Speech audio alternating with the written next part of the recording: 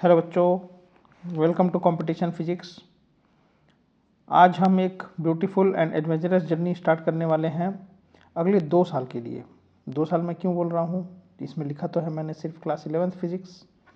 तो 2 साल इसलिए बोल रहा हूँ क्योंकि हमारा आज से 10th के बाद जिस भी स्ट्रीम में आप चाहिए 11th और 12th आपको एक साथ लेके चलना पड़ेगा, क्योंकि आज से 2 साल जो है हमारे आगे के लिए बहुत ज़्यादा क्रूशियल हैं। और 11th और क्लास 12th जो कि हमारे फ्यूचर को डिसाइड करेगा, उसको हमको अभी से समझना पड़ेगा। तो सबसे पहले मैं अपने बारे में बता दूं, मेरा नाम संजय कुमार है और ये मेरा इंट्रोडक्शन है। तो आगे बढ़ते हैं। यहाँ हमने लिखा है क्लास 11। तो सबसे पहले आप लोगों को कॉन्ग्रेट्स कि आप लोग 10th से पास होके 11th में आ गए हैं और एक नए जर्नी को स्टार्ट करने वाले हैं। और क्लास 11 में इतना क्या खास है जो इसके लिए हमें अलग से कुछ बातें करने की ज़रूरत है। तो देखिए, अब तक आपने जो भी और जिस भी क्लास में पढ़ाई की 10 तक, अब चीज़ें यहाँ से डिफरेंट होने वाली है।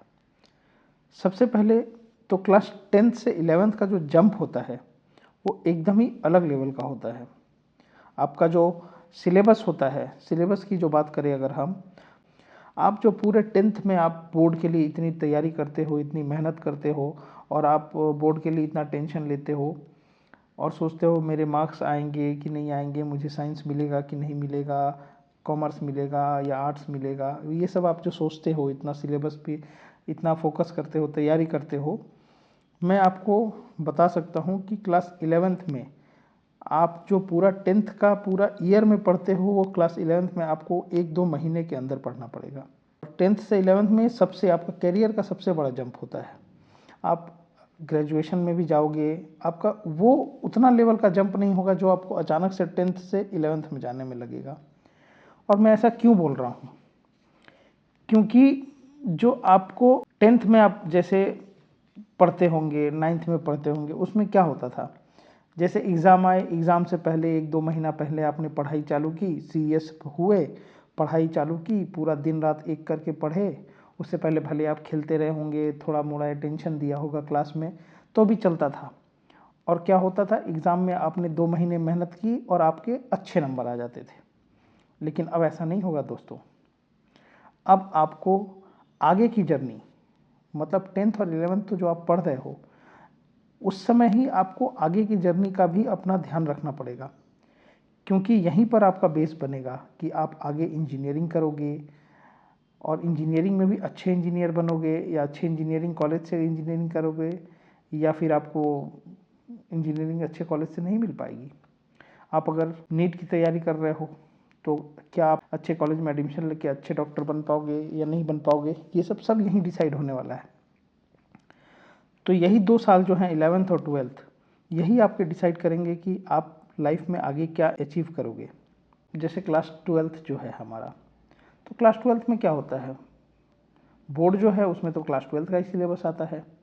तो हम 11th पे इतना फोकस क्यों कर रहे हैं। तो देखिए, जितना इम्पोर्टेंट आपका 12th बोर्ड है, अगर 11th और 12th का हम कंपैरिजन करें, जैसे आपका कंपटीशन जो भी होता है, चाहे नीट हो चाहे जेईई हो, और जेईई में भी आप देखिए आपके 2 पार्ट होते हैं, मेंस होता है और एडवांस्ड होता है। तो यहाँ 45 to 50% आपके पूरे सिलेबस का नीट में भी और जेईई में भी, दोनों में 11th से आते हैं। तो आप समझ सकते हैं कि 11th का कितना इंपॉर्टेंस है। लगभग 50-50 ये आपका हो जाता है सिलेबस। और नीट में आप देखिए, आपको वास्टनेस जो है, पूरा सिलेबस आपको पता होना चाहिए 11th और 12th दोनों का। जेई मेंस जो है, मेंस भी उसी लेवल का है, आपका सिलेबस बहुत बड़ा है, आपको काफ़ी सारी चीज़ें पता होनी चाहिए, छोटे छोटे फार्मूलाज पता होना चाहिए। एडवांस में हाई लेवल आता है क्वेश्चंस, और उसमें जो भी आपको आता है उसमें डेप्थ, जो आपके सब्जेक्ट का कॉन्सेप्चुअल नॉलेज है वो चेक होता है, इसलिए उसमें आपको उसका डेप्थ बहुत ज़्यादा इंपॉर्टेंट आ जाता है। तो इसलिए आपको 11th और 12th दोनों ही बहुत इंपॉर्टेंट है। आप ये नहीं कर सकते कि 10th का बोर्ड दिया है, 10th का रिजल्ट आ गया है, अच्छे मार्क्स आए हैं और उसके बाद फिर 11th चलो ठीक है लाइटली ले लेंगे, बाद में 12th में पढ़ाई कर लेंगे। नहीं, ये ऐसा नहीं होगा। और मैं अपने एक्सपीरियंस, और आप किसी से भी बात कर लो, और इनफैक्ट आप पर्सनल एक्सपीरियंस से भी देखोगे, 10th में आपने लाए होंगे 99 परसेंटाइल, 95 परसेंटाइल, 97 परसेंटाइल, लेकिन 11th में आप आओगे तो आपको लगेगा अरे यार मैं स्ट्रगल कर रहा हूँ, क्या हुआ, मैं तो इतना तेज हुआ करता था। मैं ये नहीं बोल रहा हूँ कि आपसे क्वेश्चंस नहीं बनेंगे, बनेंगे, ज़रूर बनेंगे, लेकिन आप उतनी आसानी से सारी चीज़ों को समझ नहीं पाओगे, और आप समझना है तो आपको मेहनत बहुत ज़्यादा करना पड़ेगा। तो इसलिए मैं बता रहा हूँ कि ये जो है आपको 11th में ही आपका जो आगे का आपका जो फ्यूचर होगा वो डिसाइड होगा। 11th में अगर आपने कोप अप कर लिया आपने ये सिलेबस के जंप को, और ये 11th को भी अपने आपने मैनेज कर लिया, क्योंकि 45 to 50% आपका यहीं से आ रहा है कंपटीशन में, तभी ये जो है कि आगे जाके आपको 12th में भी हेल्प करेगा। नहीं तो फिर अचानक से आपको लगेगा अरे 11th का मेरा इतना सारा बैकलॉग बचा हुआ है, उसको मैं क्या करूं, उसको मैं कैसे डील करूं, और 12th आते आते आपको लगेगा अरे मुझे तो कंपटीशन का भी पढ़ना है और अचानक से बोर्ड भी आ गया है, तो दोनों को मैनेज करना पड़ेगा। 11th आपका अगर बहुत अच्छे से किया हुआ रहेगा तो आपको वहाँ पे 12th में ये सब चीज़ें दिक्कत नहीं आएंगी। और आपका डिसिप्लिन और परफॉर्मेंस ये आपका डिसाइड करेगा कि आपका मोराल कैसा है। मोराल अगर अच्छा रहेगा तो कॉन्फिडेंट रहेंगे, और जो आपके चुनौतियां आएंगी आपके आगे वो आप अच्छे से डील कर पाएंगी। तो पॉइंट वाइज हम समझते हैं कि 11th क्यों हमें बहुत इम्पोर्टेंट तरीके से पढ़ना है। पहला पॉइंट, 10th से आप जो 11th में गए हो, बिगेस्ट जंप इन सिलेबस, और सिलेबस बहुत वास्ट होता है। अचानक से आपको कैलकुलस और नए नए कॉन्सेप्ट्स आपको पढ़ने पड़ेंगे जो कि आपको बहुत आगे काम आएंगे। सेकंड, फ्यूचर जो आपका आगे होने वाला है ये भी आपका यहीं पर आपका बेस बन जाता है। Future is decided in this 2 years only.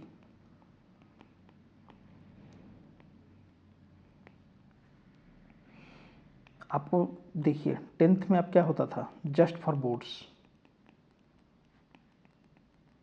आप बोर्ड्स के लिए सिर्फ पढ़ते थे। क्या होता था उसमें, लिमिटेड सिलेबस और लिमिटेड टाइम ऑफ स्टडी आप डिवोट करते थे, फिर भी आपको क्या होता था, अच्छे मार्क्स आ जाते थे। लेकिन नहीं, अब आप 11th और 12th दोनों ले लीजिए, आपको यहाँ पे बोर्ड्स, कंपटीशन, दोनों पे आपको फोकस करना पड़ेगा। और जैसे हमने देखा ये नीट, जेई एडवांस, ये जो कंपटीशन है ये पूरा यहीं पे कवर होगा। तीसरा, टाइम मैनेजमेंट। अचानक से आपको लगेगा अरे 9th में मैं तो इतना कम पढ़ता था, 10th में ठीक ठाक पढ़ता था, फिर भी मार्क्स आ जाते थे, लेकिन अब मेरे पास टाइम ही नहीं मिल रहा है। आपको स्कूल प्लस कोचिंग, इनके बीच में आपको टाइम को जुडिशियसली बांटने में बहुत टाइम लगेगा। और आप अभी ऐसे भी एज ग्रुप में आ गए हैं कि आपके लिए बहुत आसान होगा डिस्ट्रैक्ट होना, चाहे वो रील्स देखना हो, चाहे वो अपोजिट सेक्स आपको अट्रैक्ट करता हो कि अरे ये मुझे अच्छा लगता है या वो मुझे अच्छी लगती है, और आप इन सब चक्करों में पढ़ने लगोगे। तो ये सब टाइम वेस्ट करने वाली चीज़ें हैं। और आप खुद भी देखो, 5 मिनट की रील्स आप देखने जाते हो, घंटों बर्बाद कर देते हो। तो ये आपको फोकस करना पड़ेगा इन सब चीज़ों पे, और आपको डिसिप्लिन में रहना पड़ेगा। तभी जाके आप अगले 2 साल अगर डिसिप्लिन में रह गए तो आपका फ्यूचर बहुत ही ब्राइट होने वाला है दोस्तों। देखो बच्चों, सिलेबस और फ्यूचर का सोच के ये डरने की ज़रूरत नहीं है। ये जस्ट मैं बता रहा हूँ कि आप आगे क्या फेस करने वाले हो, और हम लोग साथ में इसको आगे बढ़ के अच्छे से करेंगे। और मैं बता रहा हूँ बस फोकस रहिए और डिसिप्लिन रखिए, और आपके सपोर्ट के लिए हम खड़े हैं यहाँ पे। और हम बोर्ड्स के लिए, जैसे बोर्ड्स, जो हमारे बोर्ड्स लेवल है उसमें हम NCERT बहुत अच्छे से डिटेल में एक्सप्लेन करेंगे, डिटेल में पढ़ेंगे इसको और इसके प्रॉब्लम्स भी सॉल्व करेंगे, प्रॉब्लम सॉल्विंग भी बहुत अच्छे से करेंगे, सब कुछ अच्छे से डील करेंगे। और जो हमारे कंपटीशन है इसको हम अलग से डील करेंगे नीट और जेई के लिए, जैसे हमने देखा जेई मेंस और एडवांस। तो ये हम अलग से कंपटीशन लेवल की तैयारी करेंगे। ये हमारे बोर्ड्स में जो हमारे बोर्ड्स के लेवल के जैसे क्वेश्चंस आते हैं, जैसे एग्जांपल्स होते हैं, अब तो एमसीक्यूज वहाँ भी आने लगे हैं, तो उस लेवल के हम वहाँ पर बोर्ड्स वाले बैच में हम तैयारी करेंगे। कंपटीशन में हम कंपटीशन लेवल का देखेंगे, उसको अलग तरीके से हमको पढ़ना पड़ेगा। जस्ट जैसे हमें एक जेई और नीट का लेवल जो होता है उस लेवल पे हमको डिटेल में अच्छे से पढ़ाई करनी पड़ेगी और उस हिसाब से हम प्रॉब्लम सॉल्विंग भी करेंगे। मैं बार बार कह रहा हूँ कि 2 साल का जो डिसिप्लिन है बच्चों, ये अपने आप पे ये 2 साल इन्वेस्ट करिए और आप खुद देखेंगे कि आपके लिए चीज़ें कितनी आसान होते जाएंगी। और फॉर्मली स्टार्ट करने से पहले 1-2 बातें और मैं करना चाहूँगा, जो कि हर स्टूडेंट्स को ये डाउट रहता ही रहता है। तो मैं सोचा कि आप जस्ट 10th से 11th में आ रहे हो तो आपको एक बेसिक गाइडेंस की ज़रूरत पड़ सकती है। तो उसके लिए 2-3 बातें हैं, पॉइंट वाइज मैं बता देता हूँ। First, take proper sleep. ये बहुत ज़्यादा इम्पॉर्टेंट है। मिनिमम आपको 6 से 7 घंटे सोना ही सोना है, चाहे जो भी हो जाए, क्योंकि आपके बॉडी को रेस्ट की बहुत ज़रूरत है। Body needs rest. आप देखिए, कोचिंग जाओगे, स्कूल में जाओगे, बोर्ड्स की तैयारी करोगे, कोचिंग में मेहनत करोगे, तो आप दिन भर में आप देखोगे कि कहीं आप फिजिक्स की कोचिंग कर रहे हो, कहीं मैथमेटिक्स की कोचिंग कर रहे हो, बायोलॉजी की कर रहे हो, केमिस्ट्री की कर रहे हो, स्कूल जा रहे हो, स्कूल का खुद का असाइनमेंट है, कंपटीशन के लिए डीपीपी सॉल्व कर रहे हो, उनका खुद का प्रैक्टिस पेपर सॉल्व कर रहे हो, तो आप थक जाओगे। और अगर दूसरे दिन आपको उसी स्ट्रेंथ के साथ अगर आपको आगे बढ़ना है तो बॉडी को रेस्ट की बहुत ज़्यादा ज़रूरत है। तो ये बहुत इम्पॉर्टेंट है, आपको सोना ही सोना है। आप सोच रहे हो कि अरे मैं तो 3 घंटे 4 घंटे भी सो के काम चला लूँगा, तो हो सकता है 1-2 दिन के लिए आपको ऐसा फील ना हो कि आपको कोई दिक्कत हो रहा है, लेकिन इन द लॉन्ग रन ये आपको हैम्पर ही करेगा। और आप एक रात को अगर बहुत ज़्यादा लेट तक पढ़ जाते हो और आपका साइकिल डिस्टर्ब हो जाता है, तो आपको इसका खामियाजा अगले 2-3 दिन तक उसको बैलेंस करने में चला जाएगा और ये फिर आप धीरे धीरे बैकलॉग होते जाएगा और अपना कॉन्फिडेंस लूज़ करते जाओगे और आपको धीरे धीरे प्रॉब्लम होगा। और आपके एज के बच्चों में खास करके बहुत ज़्यादा रहता है कि कोई बोलेगा अरे मैं तो 10 घंटा पढ़ता हूँ, 15 घंटा पढ़ता हूँ, 17 घंटा पढ़ता हूँ। तो कौन कितने घंटे पढ़ रहा है, और लोग पूछते भी हैं अरे तुम कितने घंटे पढ़ते हो, अरे ये इतना घंटा पढ़ता है। तो देखिए, घंटे आपको गिनने से कुछ नहीं होगा। कोई 5 घंटे भी पढ़ के बहुत अच्छे रिजल्ट ला सकता है, कोई 10 घंटा भी पढ़ता है, कोई 15 घंटा पढ़ के भी उसका कुछ नहीं हो पा रहा है। तो ये दूसरों से इन्फ्लुएंस होने की ज़रूरत नहीं है। आपको अपने जो टास्क दिए गए हैं वो अगर आपका टाइमली कंप्लीट हो जा रहा है तो then you are an achiever. ये बहुत ज़्यादा इम्पोर्टेंट है। दूसरा, अभी तक आप 9-10 में पढ़ते थे, आराम से पढ़ाई किए, टाइम का उतना सोचते नहीं थे, जनरली अपने टाइम पे पढ़ते थे, जो भी पापा मम्मी ने बोल दिया उस हिसाब से पढ़ते थे और हो जाता था काम। अभी क्या है, आपको अचानक से लगेगा अरे यार कोई सुबह पढ़ता है, कोई बोलेगा नहीं यार मैं तो लेट नाइट पढ़ता हूँ।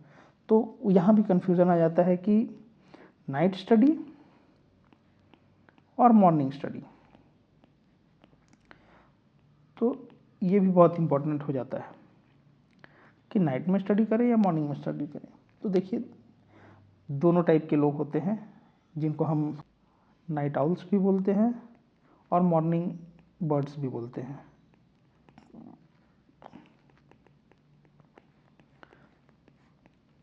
तो दोनों में कोई प्रॉब्लम नहीं है, आपको क्या सूट करता है वो इम्पॉर्टेंट है। अगर आपको लगता है कि रात में आप बहुत अच्छे से पढ़ाई कर पा रहे हैं, आपको डिस्ट्रैक्शंस नहीं हो रहे हैं, तो आप बेशक नाइट में पढ़िए। मॉर्निंग में उठने से सुबह फ्रेशनेस फील होगा, इसलिए आप में भी फोकस अच्छे से कर पाएंगे। रात में क्या होता है, डिस्ट्रैक्शंस के ऑप्शंस थोड़ा ज़्यादा रहते हैं, क्योंकि देखिए बेसिक बात है कि आपको रात में कोई नोबडी इज़ वॉचिंग।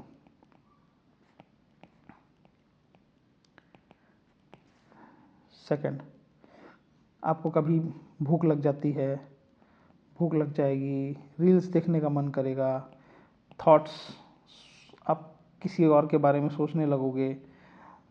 तो ये सब अगर आपके डिस्ट्रैक्शंस होंगे तो आप क्या है, पढ़ नहीं पाओगे। भले आप बोलोगे कि मैं तो इतने घंटे मुझे फ्री मिल जा रहा है रात में मुझे, अगर मैं 4 बजे तक सोता हूँ तो मुझे 10 बजे से 4 बजे 6 घंटे एकदम आराम से मिल जा रहा है। लेकिन ऐसा नहीं है, वो घंटे कितने प्रोडक्टिव है वो देखना है। लेकिन हाँ, अगर आप डिटरमिन्ड हैं और आपको दिख रहा है कि मैं फोकस्ड हूँ, मुझे कोई प्रॉब्लम नहीं हो रही है, मैं पढ़ पा रहा हूँ, अपना काम कंप्लीट कर पा रहा हूँ, बेशक आप नाइट में पढ़िए, कोई इशू नहीं है। और हाँ, लेकिन आपको अपना स्कूल का ऐसा नहीं हो कि आप यहाँ रात में इतनी पढ़ रहे हैं और स्कूल में जाके आप स्कूल ही नहीं जा रहे हो या अपने बोर्ड्स को फोकस नहीं कर रहे हो, क्योंकि स्कूल में भी आपको पास होना इम्पॉर्टेंट है।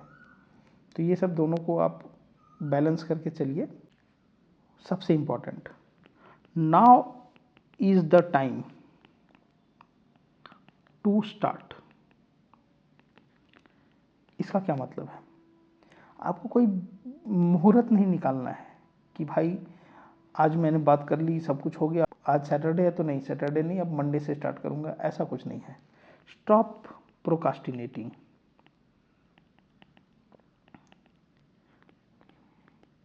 कोई भी चीज़ को डिले करना बंद करिए, क्योंकि यही छोटी छोटी चीज़ें डिले होके आपके बैकलॉग्स में कन्वर्ट होंगी और यही बैकलॉग्स आपको बहुत हैम्पर करेंगे। आप हो सकता है बोर्ड में आप पास भी हो जाओ, ठीक ठाक नंबरों से पास हो जाए, लेकिन बहुत सारे कॉन्सेप्ट्स आपके मिस हो जाएंगे और उसी कॉन्सेप्ट से अगर क्वेश्चंस आएंगे तो आप नहीं बना पाओगे। इसलिए avoid backlogs at any cost. ये मंत्र है, ये आपने अगर कवर कर लिया तो बस और कुछ नहीं करना है। तो प्रायोरिटाइज योर गोल्स अकॉर्डिंगली और act upon it.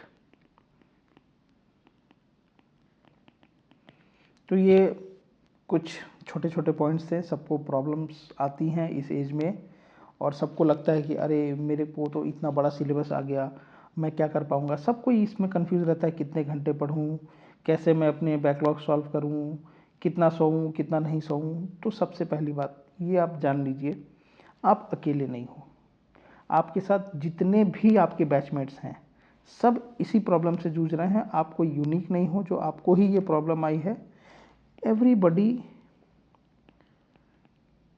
Is in with you. तो सबके साथ ये प्रॉब्लम है और सबको ये सब डील करना है। टाइम मैनेजमेंट और डिसिप्लिन ये बहुत इम्पोर्टेंट है। तो मुझे लगा कि ये सब हम बातें थोड़ी सी कर लेनी चाहिए। तो बच्चों, ये आज जितने भी बातें हमने की हैं उनको ध्यान में रखिए और हम नेक्स्ट लेक्चर में अपनी फिजिक्स की ब्यूटीफुल जर्नी स्टार्ट करते हैं। और do like and subscribe competition physics.